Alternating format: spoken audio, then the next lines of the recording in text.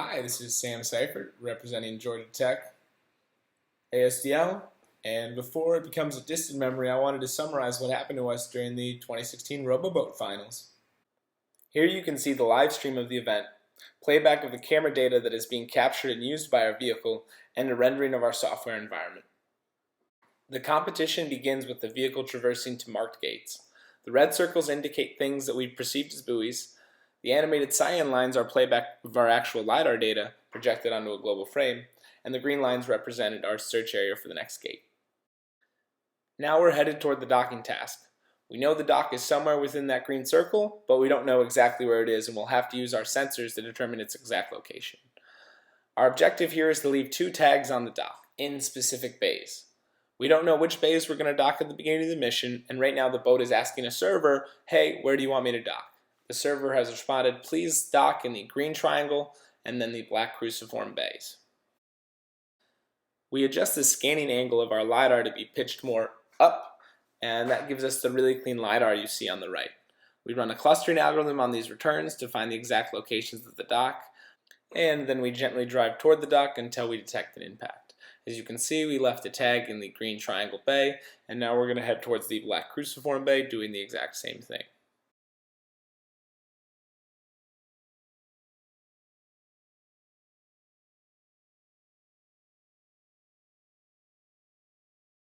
Now that we've completed docking, we're moving on to the obstacle field. The obstacle field has 3 entrance gates as dictated by those large red, white, and green buoys. Again, the vehicle asks the server, which entrance gate would you like me to enter through? And the server has responded, please enter through the gate on the right, indicated by the green and the white buoys.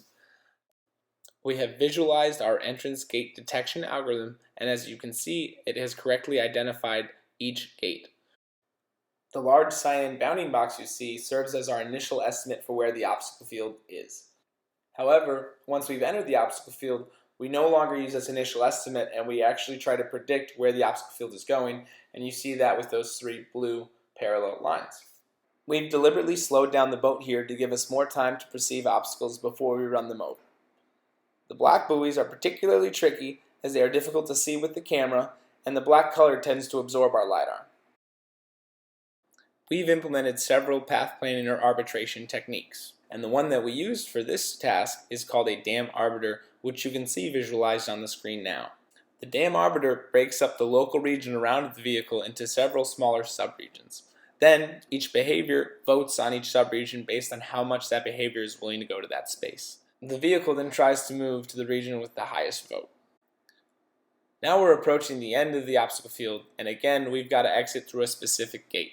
The server has told us to exit through the gate on the right, and our exit gate detection algorithm has correctly identified where we want to go. Now you're going to witness a slight bug in our software. As soon as the vehicle exits the gates, it's going to try to clear the obstacle field. However, our waypoint for clearing the obstacle field was not projected outside of the obstacle field. So it's exited through the correct gate, and now it's going to try to go right to the edge of the obstacle field in the center, which is why you see this weird sort of indecisive behavior. And that was, our fault. We screwed up there, but it was an easy bug to find, and it's fixed for next year. Now this year, we weren't very confident in our capability to score points on the sonar challenge, so we decided to head right to the interoperability. Now while we're moving, I wanted to show another one of our pseudo path planning techniques, which is potential fields. Potential fields is pretty easy to visualize. You can imagine if the boat was dropped anywhere on the map, it would try to move in the direction of the arrow that's at that location. As you can see, we're coming in here pretty quickly because we're not worried about hitting anything, and we actually do not pick up that black buoy before we run it over. So if you play that back, you can see we do pick it up, but it's too late. We're already committed. The boat has so much momentum that we just run it over anyway. Now this year, our interoperability challenge was designed and built mostly by high school students.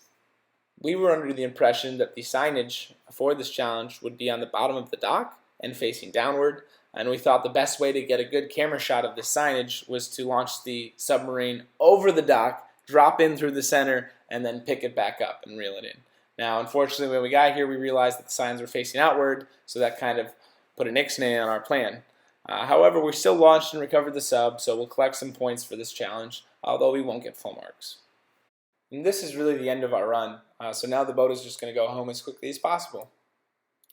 I'd like to take this time to thank everyone who participated in this project on our end. That's all the undergrads and grad students, as well as people who gave us advice.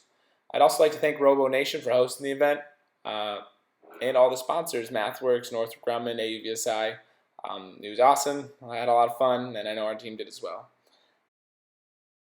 Now I'd like to take a few moments to talk about what really made us successful. The software environment you see on the right can obviously be used to show a real run and play back real sensor data, but it can also be used to simulate sensor data. This simulation has been incredibly valuable for us, and it's mainly because the simulation can't prove that something works, but it can prove that something doesn't work. Here you can see the same software environment that was used to play back real sensor data actually generating simulated sensor data, and we're running all of our autonomy algorithms and all our filtering algorithms off of this data. And if we were to crash here, or maybe not exit through the correct gate, this would provide valuable insight into understanding how the robot is failing. Problem diagnosis is key. When it fails, you need to understand, is it a sensor failure? Did we just simply not pick up whatever it is, the problem, the buoy that we hit or the dock that we hit on our sensors? Like a blind spot almost in a car. Or maybe it's a filtering error where the raw sensor data had the obstacle in its sights, but our filtering algorithm ignored it or didn't pick it up or did something incorrectly. Or was it an autonomy error where the sensors picked up the obstacle, the filtering algorithm identified it as an obstacle, and then the autonomy algorithm crashed into it anyway. And only when you understand why it failed can you go ahead and fix the problem. And for those of you who don't know much about Roboboat, they actually changed the entire course right before the finals, so that way no one's seen it and you can't pre-program in what your robot's going to do. And even though they did that, we were able to build up what we thought the finals course looked like in our simulation environment and then run against it 50 or 60 times. And that's ultimately what made us successful.